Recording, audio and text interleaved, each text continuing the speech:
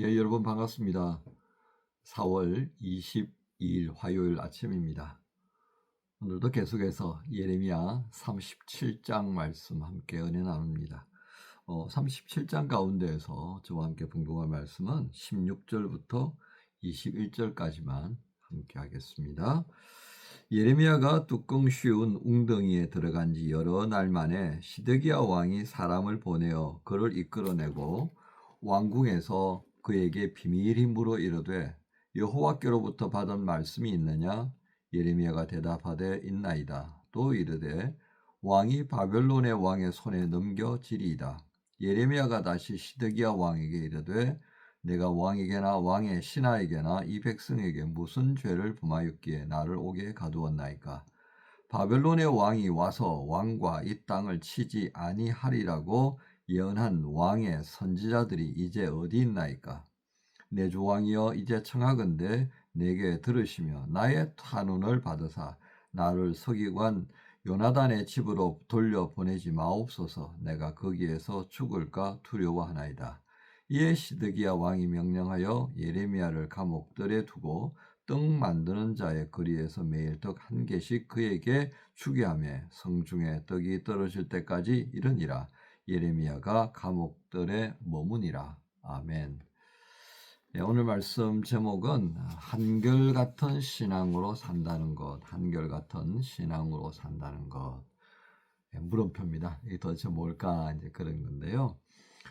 오늘 마지막 그 내용은 이제 예레미야가 시드기야 왕에 끌려가는 그래서 그가 있는 궁중에 있는 감옥에 들여서 이제 시간을 보내고 있는 것을 우리에게 보여줍니다. 전체적인 배경은 그렇습니다. 시드기야가 느부갓네살에 의하여서 이제 왕으로 다시 세워집니다. 그때 시드기야는 예레미야를 찾아서 우리를 위해 기도해 달라라고 하는 청을 하죠. 하지만 이때 어떤 일이 일어나느냐면 이게 이제 예레미야가 무슨 기도해가지고 그 기도를 하나님께서 들으셔서 일어난 게 아닌 아주 특별한 상황이 일어납니다. 이게 뭐냐면 느부갓네살이 이제 이 예루살렘을 에워싸고 이제 위력 시위를 계속 하는 거예요. 군대들이 이제 둘러싸가지고 막 그냥 위협을 하고 여차지가면 그냥 넘어지게 만드는 그런 상황인데 이집트에 있는 그 바로 이집트의 왕인 느고가 이제 군대를 이끌고 출병한다는 소식을 듣습니다. 앞서서 그 요시야 왕이 막아섰던 그 갈그미스의 그 다음에 있었던 갈그미스 전투에서 이집트 군대가 이 느부갓네살에 의해서 완전히 패전을 합니다. 이 갈그미스 전투가 굉장히 중요한 전투였는데요. 그 이후에 조금 주춤했다가 다시 이제 출병한다는 소식이 느부갓네살에게 들려온 거예요. 그래서 느부갓네살이 군대를 물려가지고 해안길로 해서 이 바로 느고를 이제 맞서 싸우기 위해서 군대를 움직인 거예요. 그런데 백성들은 어떻게 생각하겠습니까? 와, 하나님께서 우리를 긍휼히 여기셔서 바벨론 군대를 물러가게 만드셨다 이렇게 하는 거예요. 근데 이건 굉장히 일시적인 상황이었거든요. 그리고 예레미야가 또 뭐라 그럽니까? 아니야, 이거는 일시적인 상황이야. 하나님의 의지하고는 관계없어. 이것은 잠시 미루어졌을 뿐이야. 10절에 보면 너희를 치는 갈대아인의 온 군대를 쳐서 그 중에 부상자만 남기다 할지라도 그들이 각기 장막에서 일어나 이 성을 불사할 것이다. 너희가 아무리 뭐 이렇게 한들 저렇게 한들 아무리 뭐 갈대아를 박살내고 그래도 이 갈대아는 예루살렘을 불사를 수밖에 없어. 왜? 하나님께서 그렇게 작정하셨기 때문에 이런 흐름에 있는 겁니다. 자, 그러니까 막 혼란스러워지지 않았겠습니까? 백성들도 그렇고 시드기야도 그렇고요. 이제 그때 또 하나의 돌발 사건이 일어나는데요. 이 틈을 타서 이제 예레미야는 예루살렘에 내가 안 있겠다. 말도 듣지도 않고 뭐 하나님께서 선포하라고 했던 말씀을 선포하니까 내가 미운 틀이 박힌 존재밖에 안 되니까 이제 나는 이 예루살렘을 벗어나서 베냐민 사람들이 있는, 그래서 12절에 보면 예레미야가 베냐민 땅에서 백성 가운데 분깃을 받으러, 이게 제사장들이니까 레위 사람들에게 주는 48개의 성이 있잖아요. 그 성읍 중에 이제 한 지역에 가서 내가 살겠다고 결심을 한 거예요. 그래서 이제 그쪽으로 이주하는 겁니다. 가족을 이끌고 이주를 하려고 그러는데 성문 앞에서 딱 잡혀버린 거예요. 너 어디 가냐? 그랬더니 나 2차 전차다. 그랬더니 안 믿는 거예요. 왜? 예레미야가 지금까지 했던 말이 실종일관 뭐예요? 바벨론에 항복해야 된다. 그러니까 저 자식이 분명히 이 예루살렘을 벗어나려고 하는 거는 바벨론에게 항복하러 가는 거야. 지금 바벨론 군대가 물러서니까 저 따라가려고 그러는 거야. 이제 이렇게 말이 돼버린 거예요. 아, 정말 의도하고 다르다. 그죠? 그러니까 오해가 돼버린 거예요. 왜? 예레미야 앞에서도 말씀드렸습니다만은 예레미야는 계속해서 이 바벨론에게 항복해야 된다라고 하는 것을 강조했으니까 하나님 말씀이 그러니까 어떻게 해요? 그런데 백성들은 이 모든 일거수일투족을 그렇게 연결시켜 버린 거예요. 자기들은 안 들으면서 얼마나 이게 아이러니예요, 아이러니.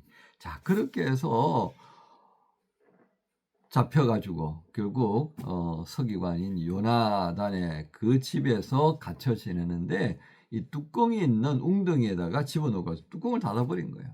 이게 진짜 여러분 영화 바비론에 보면요, 햇빛이 안 들어오게 이렇게 천을 덮어서 형벌을 가는 것 장면 보셨죠, 그죠?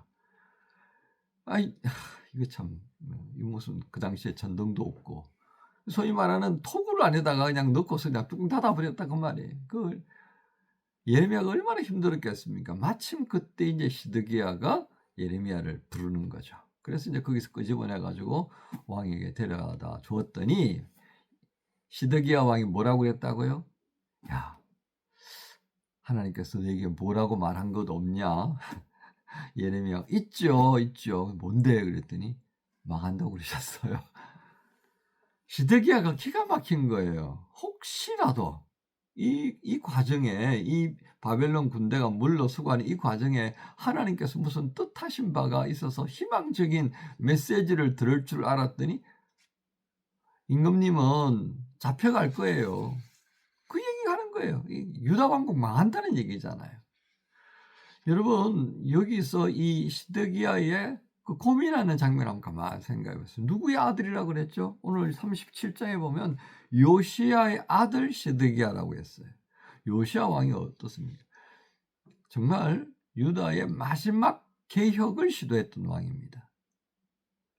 그런데 이 요시야가 갑자기 무슨 생각이 들었는지 이 이집트 군대가 올라오는 것을 막으려고 그리고 나갔다가는 결국 전쟁에 패해서 현장에서 전사하고 말아버렸잖아요. 시드기야는 고민이 되지 않겠습니까? 아버지 요시야는 이 개혁이 하나님께 합당한 거다라고 확신을 가졌다는 거죠. 그래서 종교적인 개혁도 하고 정치적인 여러 부분에 있어서 개혁을 하고 있던 차에 누구에게 죽임을 당해버린 게 이게 뭐지? 이거 하나님이 원했지 않으셨던 건가? 그럼 내가 어떻게 해야 되지? 아무것도 하지 말아야 되나? 딜레마에 빠져버린 거예요. 자, 우리는 앞에서 제가 그런 말씀을 드렸죠. 한결같은 신앙으로 산다는 게 뭐냐? 지금 전체적인 분위기는 어떻습니까? 백성들, 관료들 모두가 바벨론에 항복한다는 건 말이 안 돼. 저 거짓말하는 예레미야를 어떻게든 잡아 죽여야 돼. 이런 분위기잖아요. 근데 왕은 어때요?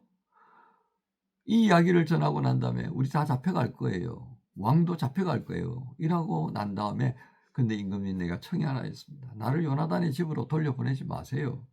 제가 거기 가면 정말 죽을 것 같습니다. 그러니까 왕이 이 감옥에 있는 뜰에다가 궁중에 있는 감옥 뜰에다가 예레미야를 두고서는 빵을 하루에 하나씩 줬다 그러잖아요. 이 뭘 의미하겠습니까? 시드기야는요 지금 큰 흐름이 뭔가를 알아요. 근데 그 흐름이 하나는 백성에게서 나오는 것이고요. 하나는 예레미야 입을 통해서 나오는 하나님 말씀이에요. 이거 어떻게 해야 되냔 말이에요. 확신이 안 서는 거예요. 여러분 우리는 여기서요. 이 대중들의 큰 흐름 앞에서 뭔가 이거 아니다라고 말한다는 게 얼마나 힘든가를 보게 되어집니다. 그런데 예레미야는 어떻게 해요? 하잖아요. 그 큰 무리에 어쩌면 유다 왕국에 있는 모든 백성들, 귀족들 할 것 없이 다 예레미야가 헛소리하는 거다라고 하잖아요. 그런데도 불구하고 예레미야는 꿋꿋이 그 얘기를 하잖아요. 그런데 거기에 비교해서 시드기야 왕은 어때요? 시드기야 왕 이거 왔다 갔다 정신을 못 차리는 거죠. 왜 그랬을 것 같아요? 하나님을 보는 것이 아니라 상황을 보는 거예요. 사람을 보는 거예요. 여러분, 우리가 원칙을 정하고요, 그 상황을 극복해내고 만들어 가려고 하는 의지 없이는 어떤 결심도 우리는 그대로 진행할 수가 없어요. 때때로 나의 결정이 잘못되었다라고 보일 수가 있어. 그때는 바꿔야죠. 그런데 내가 이게 맞는 판단임에도 불구하고 대중들이 원하지 않고 대중들이 그것이 잘못되었다라고 그러니까 진리를 거스르는 것처럼 바꿔야 한다라고 하는 상황이 정말 고통스럽지 않겠습니까? 오늘 어떤 혼란이 생겼습니까? 그렇습니다. 시드기야 왕은 하나님께 집중하지 못합니다. 마음은 있잖아요. 예레미야에게 우리를 위해 기도해 달라. 하나님께서 뭐라고 하시더냐? 라고 하는 마음은 벌써 하나님께 있다는 거예요. 그런데 그걸 결정하고 못 가잖아요. 왜요? 대중들이 엄청난 힘을 보기 때문에. 확신이 안 서는 거예요. 왜 그래요? 상황이 너무 무겁기 때문에. 우리는 이 장면을 통하여서 정말 우리가 한결같은 신앙으로 산다는 게 얼마나 어려운가를 보게 되어집니다. 이런저런 고민만 하다가 아무것도 하지 못하는 시드기야 왕의 모습이 우리 안에도 있을 수 있고 지금 그렇게 되어 있다라고도 할 수 있겠습니다. 오늘 말씀의 결론입니다. 한결같은 신앙 어떻게 유지할 수 있겠습니까? 한결같이 주님을 보는 겁니다. 그래서 상황이 아니라 하나님께 주목하는 것이 우선 되어야 합니다. 대중을 내 힘으로 움직이려고 그러면 무리수가 따를 수밖에 없습니다. 그래서 하나님의 도우심을 구하는 겁니다. 지도자가 되어지는 분들, 우리 청년들 가운데 앞으로 어떻게 될 줄 누가 알아요? 그죠? 우리 청년들 가운데에 아주 세계적인 음악, 컴퍼니스트린이 나올지 누가 알아요? 국회의원이 나올 줄 누가 알아요? 아무도 모르잖아요. 그렇게 해서 만약에라도 여러분들이 어떤 리더의 자리에 섰을 때에 혼란스럽고 힘이 붙일 때요. 어떻게 한다고요? 한결같은 신앙의 중심이 되시는 하나님께 찾아구하는 겁니다. 물어보고 이거 어떡하지? 우물짝주물짝 하다가 시드기야처럼 되니까 십상입니다. 그래서 하나님은 오늘 우리에게 한결같은 믿음의 모습으로 하나님의 뜻을 청종해 외치는 예레미야를 보고 그리고 우왕좌왕하는 시드기야를 함께 보게 합니다. 여러분, 한결같은 신앙으로 산다는 것이 무엇인가 또 한번 고민하는 마음으로 말씀을 묵상하시면서 화요일을 시작하십시다. 지혜를 구하는 우리에게 하늘의 지혜로 채워주십니다. 주님께 감사합시다. 하나님 아버지 감사합니다. 한결같은 신앙으로 산다는 게 정말 무엇인지 고민하는 저희들입니다. 저희들에게 오늘 예레미야의 모습과 시드기야의 모습을 보여주셨습니다. 어떤 것이 온전한 신앙의 모습인지 또한 보게 하셨사오니 주여, 저희가 지혜 부족할 때 혼란스럽기보다는 오히려 주님께 지혜를 구하는 자 되게 하여 주옵소서. 감사합니다. 예수님 이름으로 기도합니다. 아멘.